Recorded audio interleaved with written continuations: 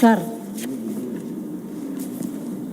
2005 NRHM ഇന്ന് NHMൻ്റെ കീഴിൽ നിലവിൽ വന്ന സ്കീമാണ് ASHA workers accredited social health activist. കേരളത്തിൽ 21,529 പേർ ഗ്രാമപ്രദേശങ്ങളിലും 4,104 പേർ ഗ്രാമപ്രദേശങ്ങളിലും 492 പേർ ട്രൈബൽ മേഖലകളിലുമായി 26,125 പേരാണ് ആശാ വർക്കർമാരായി പ്രവർത്തിച്ചു വരുന്നത്. കേന്ദ്രം 60%, സംസ്ഥാനം 40% നിരക്കിൽ തുടങ്ങിയ ഇവരുടെ സേവന രീതിക്ക് വിവിധ സ്കീമുകളിൽ നിന്ന് കിട്ടുന്ന ഇൻസെൻറ്റീവും ഓണററിയുമാണ് വരുമാനം.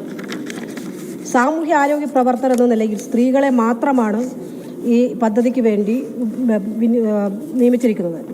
ശിശുമരണ കുറയ്ക്കാനും ഗർഭിണികളുടെയും സുരക്ഷയ്ക്കും പൊതുജനാരോഗ്യ പ്രസ്ഥാനവുമായി ഏറ്റവും താഴെ തലം വരെ ആരോഗ്യ പരിപാലനത്തിന് വേണ്ടിയിട്ടാണ് ഈ പദ്ധതി നിലവിൽ വന്നിട്ടുള്ളത്. ഇവർ യഥാർത്ഥ തൊഴിലാളികളല്ല, സന്നദ്ധ പ്രവർത്തകരാണ്. അതുകൊണ്ട് ശമ്പളം, മിനിമം വേതനം എന്ന തത്വം ഇവർക്ക് ഇപ്പോൾ ബാധകമല്ല. സർ, ശ്രീ മൻമോഹൻ സിംഗ് കേന്ദ്രം ഭരിക്കുമ്പോഴാണ് ഈ സ്കീം ആരംഭിച്ചത്. ഈ വ്യവസ്ഥകൾ ഉണ്ടാക്കിയതും കോൺഗ്രസ് സർക്കാരാണ്. അതുകൊണ്ട് തന്നെ കേരളത്തിലെ കോൺഗ്രസ്സുകാർക്ക് ഈ ദുരവസ്ഥയിൽ പങ്കുണ്ട് എന്ന് ഞാൻ പറയുന്നു. സർ, ചെയ്ത ജോലിക്ക് ഇൻസെൻറ്റീവ് ലഭിക്കുന്നത് 2009 8 സംസ്ഥാനങ്ങളിൽ നിന്നുള്ള ആശാ വർക്കർമാർ CITUവിൻ്റെ നേതൃത്വത്തിൽ പാർലമെൻറ്റ് മാർച്ച് സംഘടിപ്പിച്ച് 1.5 വർഷത്തിന് ശേഷമാണ്. ഇന്ന് ഇവരെ ഈ സമരത്തിൽ പ്രേരിപ്പിക്കുന്ന ചില കപട രാഷ്ട്രീയം അന്ന് ഈ സമരത്തിൽ എവിടെയും കണ്ടിരുന്നില്ല. സർ, ശ്രീ VS അച്യുതാനന്ദൻ അവരുടെ കാലത്താണ് ഉത്സവ ഭത്ത ആവശ്യപ്പെട്ട് സമരം. 500 രൂപ അനുവദിച്ചു. 3000 രൂപ തോതിൽ ഓണററിയം നൽകാനും അന്ന് തീരുമാനിച്ചു. 2021 UDF അധികാരത്തിൽ 14 മാസം കഴിഞ്ഞിട്ടും ഓണററിയമോ ഇൻസെൻറ്റീവ് നൽകാൻ തയ്യാറായില്ല. സർ, ഇന്ന് ഈ സമരത്തിൽ വന്നവർ ഇക്കാര്യം പറയാനേ തയ്യാറാവുന്നില്ല. അവർ മനസ്സിലാക്കി തുറന്നു പറയുന്നുമില്ല. CITUവിൻ്റെ നേതൃത്വത്തിൽ വീണ്ടും സമരം ആരംഭിച്ചു. സർ, അന്ന് ഇത്രയും സമയം 14 മാസം കൊടുക്കാതിൻ്റെ അടിസ്ഥാനത്തിൽ CITU വീണ്ടും സമരം ആരംഭിച്ചു. അന്ന് ഒരു ചർച്ചയുമില്ല, അന്തിച്ചർച്ചയില്ല, മാധ്യമങ്ങളുടെ പടയില്ല, ഒന്നുമില്ല. 5 വർഷത്തെ UDFൻ്റെ ഭരണത്തിൽ 700 രൂപയിൽ നിന്ന് 1000 രൂപയാക്കി ഓണററിയും 5000 ആക്കുമെന്ന് പറഞ്ഞ് ഈ പാവപ്പെട്ട ആശമാരെ വഞ്ചിക്കുകയാണ് യഥാർത്ഥത്തിൽ UDF ഗവൺമെൻറ് അന്ന് ചെയ്തത്.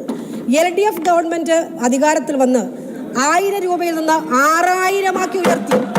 കേന്ദ്രത്തിൽ സമ്മർദ്ദം ചെലുത്തി 2000 രൂപ ഫിക്സഡ് ഇൻസെൻറ്റീവ് ആക്കി. പിന്നീട് ഇൻഷുർ പദ്ധതി നടപ്പിലാക്കി. ഇതെല്ലാം തന്നെ അവരുടെ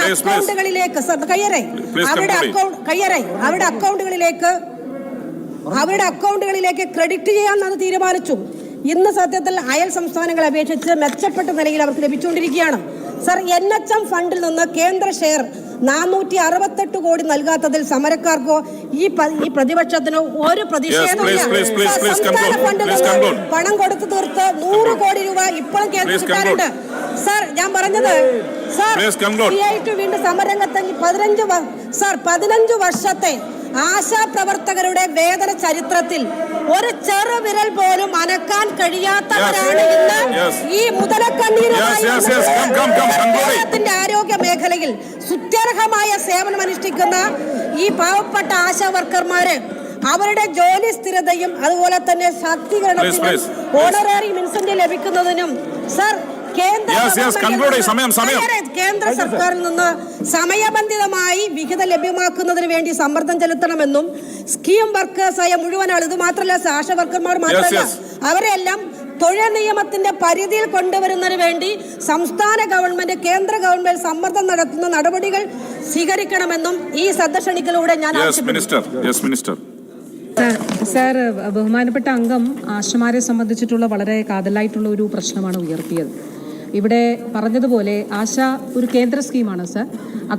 അക്രഡിറ്റഡ് സോഷ്യൽ ഹെൽത്ത് ആക്ടിവിസ്റ്റ് എന്ന നാമധേയം, അതാണ് ആശയുടെ വിപുലമായിട്ടുള്ള എക്സ്പാൻഷൻ സർ.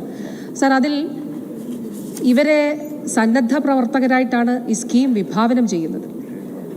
അവിടെ ഇവരെ തൊഴിലാളികളാക്കണം എന്നുള്ള, അവർ തൊഴിൽ നിയമങ്ങളുടെ പരിധിയിൽ വരണം എന്നുള്ളത് തീർച്ചയായിട്ടും ആ നിലപാടിനൊപ്പമാണ് സംസ്ഥാന സർക്കാർ ഉള്ളത്. തീർച്ചയായിട്ടും അത് കേന്ദ്ര സർക്കാരിനോട് ഇക്കാര്യം നമുക്ക് തുടർച്ചയായിട്ടും ആവശ്യപ്പെടാം സർ.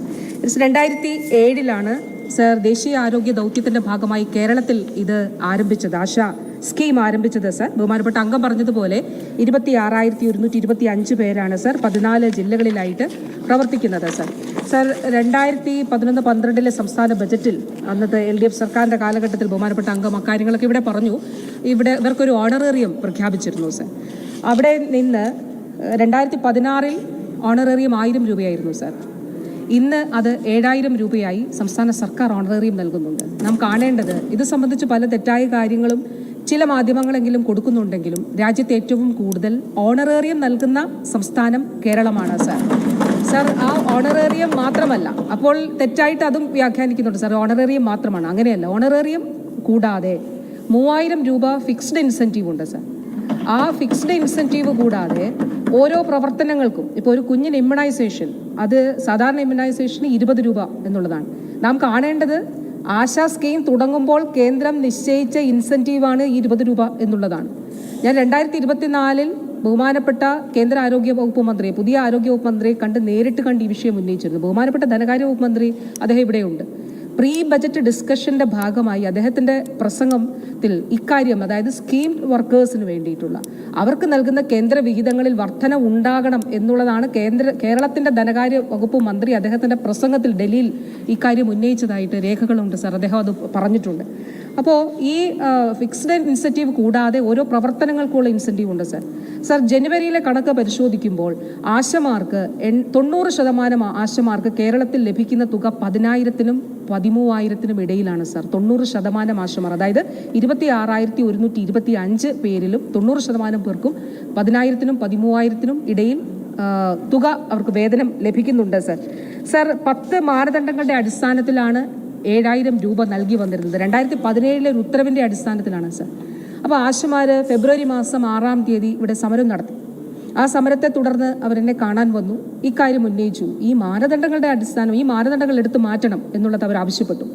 അതിൻ്റെ അടിസ്ഥാനത്തിൽ സർ ഒരു ടെക്നിക്കൽ കമ്മിറ്റി രൂപീകരിച്ചു. 7-ാം തീയതി തന്നെ സ്റ്റേറ്റ് മിഷൻ ഡയറക്ടർ ഒരു പ്രൊസീഡിങ്സ് ഇറക്കി, ടെക്നിക്കൽ കമ്മിറ്റി രൂപീകരിച്ചു.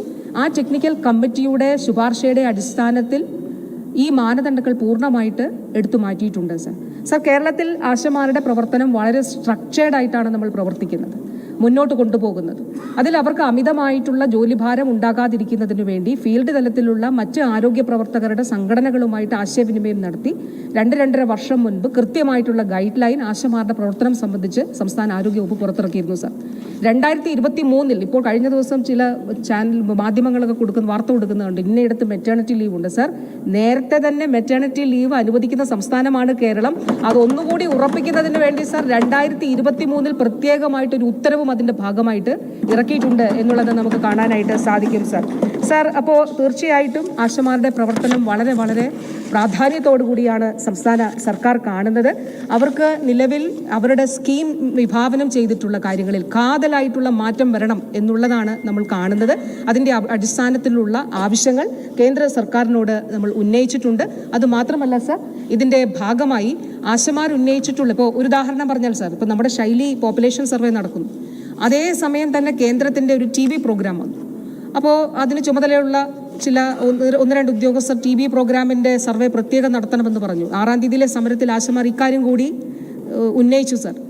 അപ്പോൾ ഈ അവരുടെ ആവശ്യം പരിഗണിച്ചുകൊണ്ട് ശൈലി സർവേയിൽ ഇത് ഉൾപ്പെട്ടിട്ടുള്ളതിനാൽ അത് പരിഗണിക്കേണ്ടതില്ല എന്ന് പറയുകയുണ്ടായി സർ. ഇനി ഒരു കാര്യം കൂടി വളരെ പ്രധാനപ്പെട്ട കാര്യമാണ്, അത് കേന്ദ്രത്തിൻ്റെ ഭാഗത്തുനിന്ന്, അതായത് ഈ സ്കീം സംബന്ധിച്ച കാര്യങ്ങളിൽ കാതലായ മാറ്റം വേണമെന്ന് പറഞ്ഞു സർ. 2023-24 സാമ്പത്തിക വർഷം, അതായത് കഴിഞ്ഞ സാമ്പത്തിക വർഷം ആശമാർക്ക് കൊടുക്കേണ്ടിയിരുന്ന 100 കോടി രൂപയിൽ 1 രൂപ പോലും കേന്ദ്രം നൽകിയിട്ടില്ല സർ.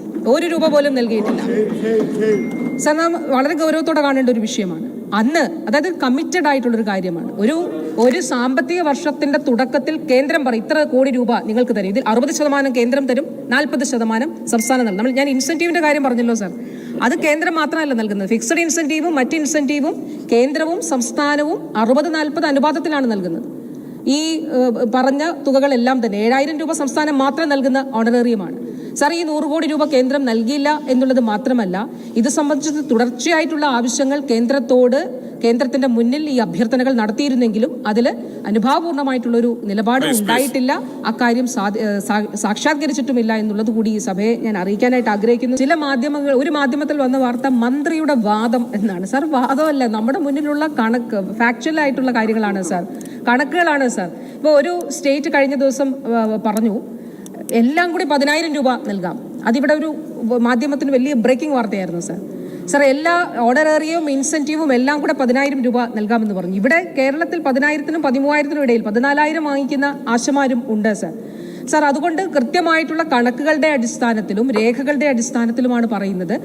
ഈ നിലയിൽ ഏറ്റവും കൂടുതൽ ഓണറേറിയം നൽകുന്ന സ്റ്റേറ്റ് കേരളമാണ്. സ്ട്രക്ചേർഡ് ആയിട്ട് പ്രവർത്തിക്കുന്നതിന്റെ അടിസ്ഥാനത്തിലാണ് നമ്മുടെ ആശമാർക്ക് 10,000-നും 13,000-നും ഇടയിൽ അവർക്ക് വേതനം ഒരു മാസം ലഭിക്കുന്നത്.